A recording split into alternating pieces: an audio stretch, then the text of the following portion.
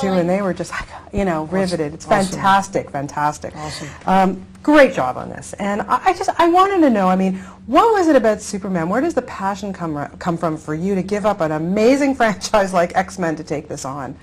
Well, it comes from the fact that if it wasn't for my fanship for Superman and for how that first film in 1978 showed that you can actually take a comic book character and make an epic movie out of it, I wouldn't have been involved with X-Men to begin with.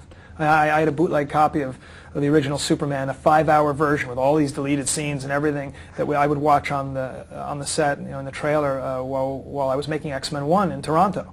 So I've had to not take the opportunity when Warner Brothers was willing to let me do my version of Superman, do this return story, the story that I wanted to tell.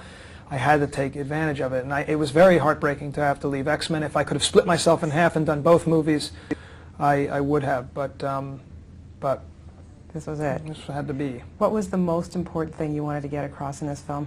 I wanted it to be an emotional experience, because if you don't, when it comes to action-adventure movies, if you don't really care about the people that the action and adventure are happening to, then it's not as adventurous.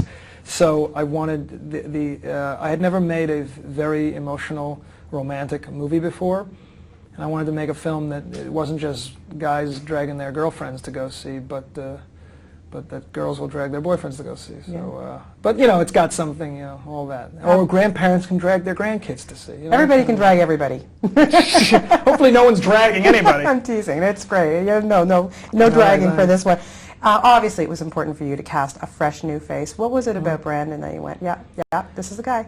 There's something about his nature, his besides just the physical.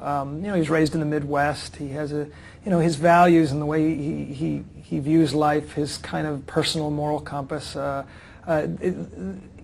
These traits are things that I knew I could mine for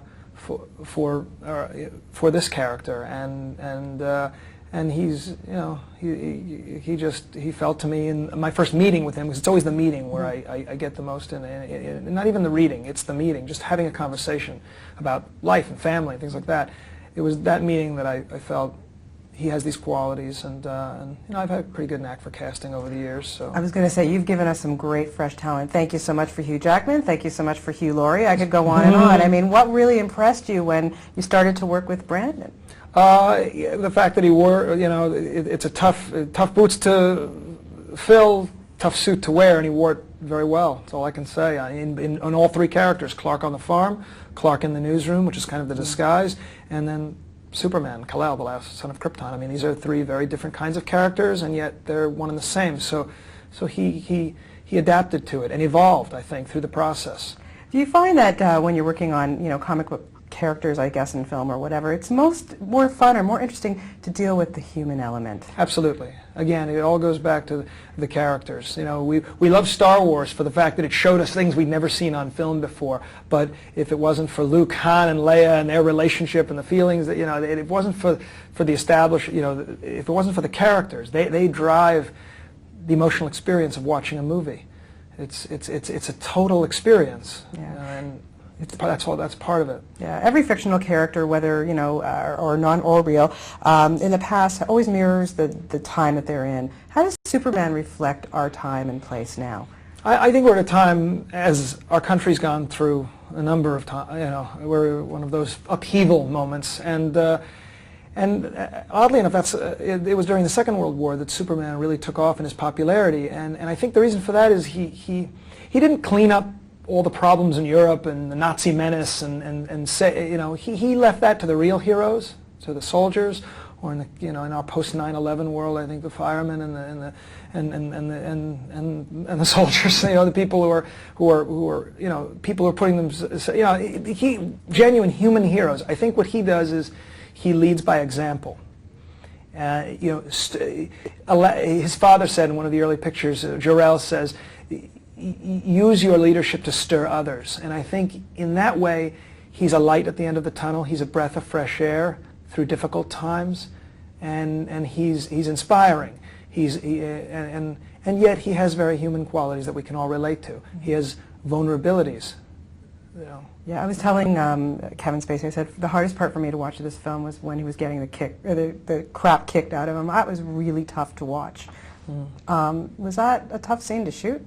Yeah, very tough. In fact, there's still Brandon. If you ask him, there's still an injury from a particularly tough kick that occurred not during shooting, but during a rehearsal, and I think it was. But yeah, it was very intense.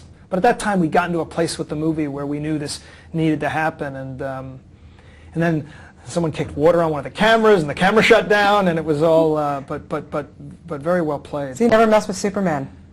No. Yeah. See, no, see what no. happens? He rises. Superman, of course, he's a symbol of morals and strength, but he's also a pop culture phenomenon. What do you think he represents more, or can he be both?